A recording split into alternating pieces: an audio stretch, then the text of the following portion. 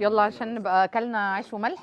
قول لي بقى. والله سفرة دايما مبدئيا يعني ربنا ده يخليك، تسلم. كتير يعني كل مرة طيب. بتاكلوا كده هيحصل لكم مشكلة هيحصل لنا صحية مشكله صحيه يعني لازم تهدوا شوية. طب قول لي، ايه الاكل اللي انت بتحبه جدا وايه الاكل اللي انت بتحبوش؟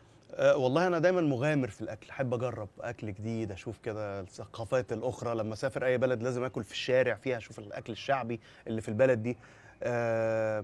ما عنديش حتة إن لا أكل ما أكلوش لأني ما جربتوش قبل كده ما أعرفوش، لا ما عنديش الفكرة دي خالص. تقرف منه من ريحته من لا. طعمه من احيانا بتكون ريحه مكوناته. منفره فعلا، يعني قليل قوي لما ابقى لا مش هجرب ده لان خلاص هو ريحته مسموم يعني عارفه. هو لما تدوقه عادي. يعني احيانا.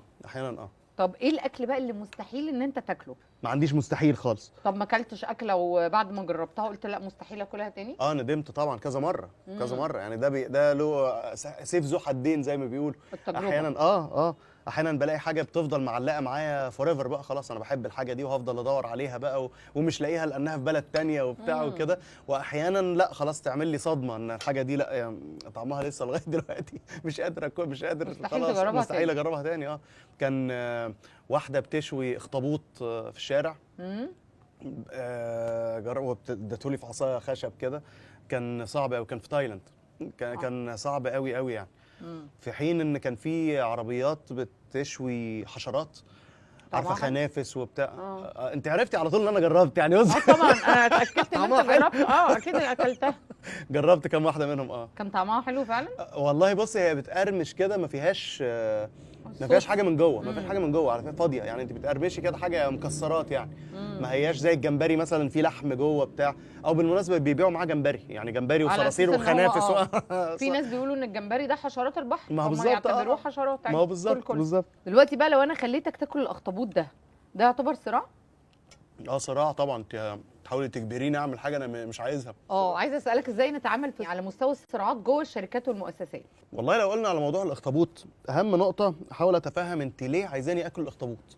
طب ما يمكن الهدف ده هو اكيد مش الهدف ان انا اكل الاخطبوط، يعني هدف معين عندنا، مثلا شحنه اخطبوطات هتخلص هتكسباير عايزين حد ياكلها مثلا، فهنشوف حل بديل. ان طب ما في واحد تاني بيحب الاخطبوطات دي ممكن ياكلها، طب ما ممكن نحطها نصنعها نعمل بيها حاجه تانية. فدايما في حلول، مش دايما الحلول الصداميه هي الحل، ان واحد ينتصر على التاني او نتفاوض او ناخد نص البرتقانه، كل واحد ياخد نص البرتقانه. لا، في حلول مور كرييتيف في الصراع، تخلي كل واحد يحصل على جزء. جمله مره عن الصراع في علم النفس بتقول اسمع كتير، يعني ان احنا نسمع لما يكون في صراع زي ما حضرتك بتقول، نتحدث جميعا ونسمع جميعا. بالظبط. كلنا نسمع وكلنا نتكلم عشان ما يحصلش الديبيت والصراع والمواجهه احيانا بيكون في الصراع مش بس ابقى عارف انا عايز ايه، مهم ابقى عارف هو عايز ايه كمان عشان نقدر نتفاوض ونقدر المؤسسات والشركات والفلوس والمصالح. يعني خلينا نقول كمان على مستوى المصالح، ما بتكلمش انا على صراع بين الراجل والست والاب وابنه، بتكلم على صراع بيبقى حاجات عنيفه، منصب، بيتصارعوا على منصب، بيتصارعوا على فلوس، بيتصارعوا على الرانك بتاعهم في الشركه، المنافسه في حد ذاتها دي نتعامل معاها بشكل ايجابي ازاي؟ ينفع نطبق عليها حاجه من دي؟ والله في بعض الناس عندهم قدره على الصراع اكتر من الثانيه، قدره على تحمل الصراع.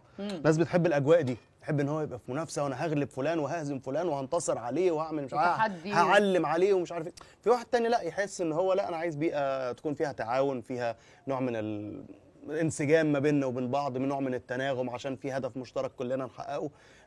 في انماط من البشر خلاص. طب لو انت في شغلك وفي حد يعني عايز دايما طول الوقت يدخل في الصراع معاك، انا بحاول، انا شخصيا ما بحبش الصراع خالص، بحاول اتجنب. تتعامل معاه ازاي؟ لا، وده ممكن يضيع حقك في الشغل بتاعك، في البوزيشن بتاعك. لو اجبرت على صراع بدخل الصراع لاني اجبرت ان انا ادخله، يعني خلاص وهنخش بقى تحمي حقوقك يعني. احمي حقوقي وهعتدي عليه بقى، انت بتعتدي عليا فانا هخبطك وزي ما بتخبطني، وهنخش بقى في سكه تانية بقى. انا مش حابب ده اصلا، يعني انا لا اسعى لهذا الجو. في ناس بتختلق مشاكل لانها بتحب ده. هو يلاقي نفسه فاضي كده، لا طب ما اجر شكل مين دلوقتي. حس زي ما كنت قلت لك، انا دايما عندي هدف، لا اخلص هدف احط هدف. في ناس لا، يحط خناقه قدامه اخلص الخناقه اروح خناقه. في ناس اعرفهم كده بتقابلهم في شغلك بالزبط. في حياتك.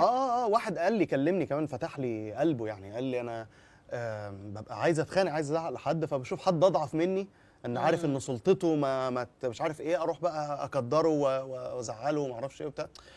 تركيبه انا مش كده خالص. بس احنا نتعامل مع التركيبه دي ازاي لما تقابلنا؟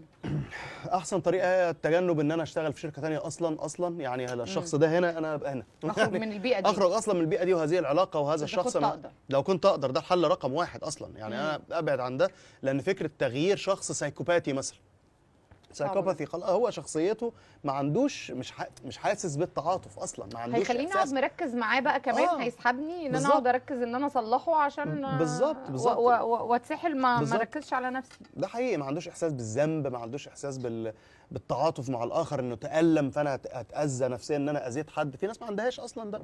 فالموضوع ان انا ابعد خالص عن الجو ده خالص، احاول اشوف حياتي، ولو مضطر اتعامل معاه واحده واحده بقى، بموقفه لحظي يعني مواقف لحظيه واحاول اتجنب ان انا اتعامل معاه بقدر الامكان. طب جرب الحمام. طيب انا والشيف. دلوقتي بقى هلعب معاك لعبه الصراع، اسئله الصراع الداخلي. تمام. انت قلت ان انت بتحب كل الاكل. هبدا اسالك ايه ولا ايه؟ اوكي. رز ولا محشي؟ محشي. باميه ولا ملوخيه؟ ملوخيه. طحينه ولا بابا غنوج؟ بابا غنوج. فطير بالسجق ولا فطير باللحمه المفرومه؟ فطير بالسجق للاسف. ليه للاسف؟ يعني نقطه ضعفي، لان انا مسافر اصلا، عايش بره مصر، فبحن لمصر بالاكل. يعني حتى ما كنتش في اكلات ما كنتش بحبها وانا في مصر. لما سافرت بره لا، بقيت بدور عليها، عرفت قيمتها، او بتحسسني بالاجواء، بالكالتشر بتاعي. بالظبط. منها فطيره السجق. فطيره السجق نقطه ضعف. طب قول لي فاكهه ولا حلويات شرقيه؟ حسب الفاكهه، لو مانجا ماشي، مانجا احسن من الحلويات الشرقيه. عصير ولا مشروبات غازيه؟ لا عصير. حاجات هيلسي. انا ملاحظه ان انت بتختار حاجات برضو ايه تروح للطبخ. لا لسه قايل لك محشي دلوقتي. مش هيلسي ولا حاجه، مفيش مشكله. طيب عصير ولا شاي؟ شاي وقهوه. ايه اكتر سؤال محيرك في البيزنس وممكن تسالني فيه من باب تبادل الخبرات؟ في اسئله كتير، يعني حاجات تكنيكال بقى، يعني مثلا البرايسنج، التسعير بتاع الحاجه. انت عامله مثلا شركه او بتبيع حاجه، السعر العادل اللي تحس ان هو ممكن يحقق لك مكسب، تحسبيها ازاي؟ هي دي تحديدا. لان في مدرستين، مدرسه تقول لك لازم نيش، ابقى اليت واركز على الناس اللي ببيع ساعات، مثلا الساعه اللي 7000 مليون يورو دي. واحد تاني يقول لك لا، طب ما انا اعمل حاجه هتبيع كتير وهتخليني منتشر اكتر وبتاع، اكسب قليل وابيع كتير. بالظبط. انا دي عندي يعني مش مالك المعادله بتاعتها. انت عايز المعادله دي تطبقها على سيرفيس ولا برودكت؟ طيب برودكت يعني لازم الاول يكون الكوست بتاعه معروف. انت بتتكلم دلوقتي بقى كده في البروفيت بتاعك. بالظبط. هي دي مشكله من المشاكل اللي هتلاقيها. مصر مثلا فيها ناس لا هو اصلا حاطط لنفسه 200%. ده مش معناه انه ده ثمن البرودكت، لكن ده لكن في بلاد على فكره، دول كتير خصوصا في اوروبا هي بتحدد المارجن، قصدي بتحدد المارجن بتاع المكسب. يعني هو ما ينفعش يكسب اكتر من 20%. ده قانون، يعني ما ينفعش. ده قانون.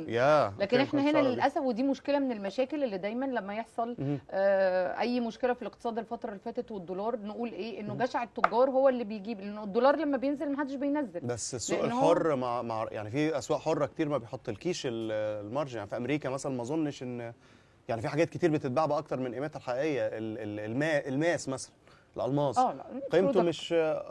قيمته مش هي كده فعلا. لا لا دي قصه تانية. الالماس، الذهب طبعا لا، دي بورصه بالزبط. يعني عالميه بتحكم العالم. صحيح. لكن البرودكت لو انا حد بيسعر البرودكت بتاعي غير السيرفيس دي بقى قيمه الوقت بتاعك. يعني مثلا وقت حضرتك بكام؟